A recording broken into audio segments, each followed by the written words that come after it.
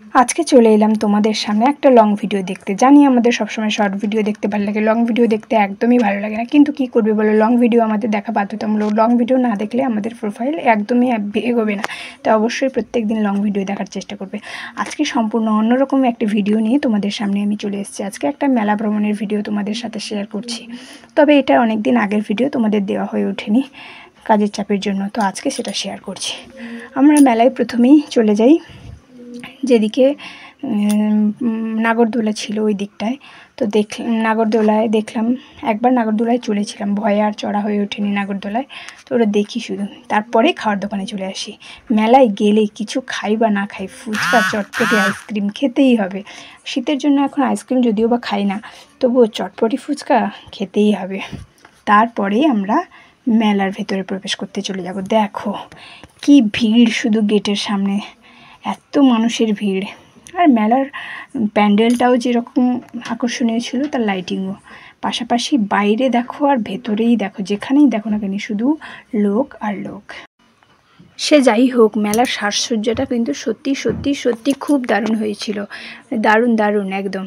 তো আমরা এই ভিড় ঠেলে প্রচণ্ডভাবে এগিয়ে এলাম। দেখো এই সামনে যে দোকানটা দেখতে পাচ্ছ, এখানে ছিল পাঁশকুড়ার চপ। আমরা এখানটায় চপ খেয়েছি, কিন্তু ভিডিওটা করা হয়ে ওঠেনি। এবার আমরা চলে এলাম মেলার ভেতরে।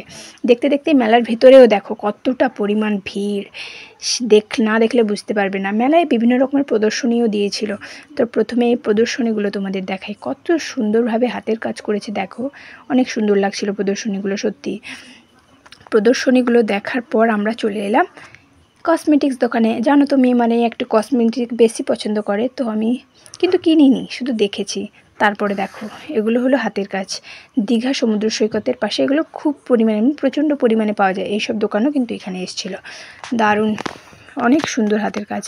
শুধু কি ওইসব জিনিস, এই ফুলগুলো লক্ষ্য করেছো, এগুলো আবার অরিজিনাল ভেবে বসো না যেন, এগুলো হচ্ছে প্লাস্টিকের। দেখো কত সুন্দর ফুলগুলো, একদম অরিজিনাল।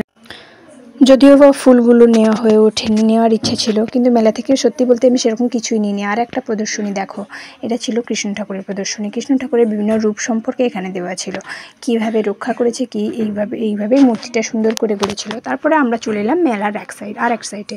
তো এখানেও ভিড়, যেখানেই যাই ভিড়, মানুষে একদম ভর্তি, কি বলবো ভাই। তারপরেই পৌঁছে গেলাম সুন্দর চারা গাছের কাছে। গাছ আমাদের জীবন, তাই না?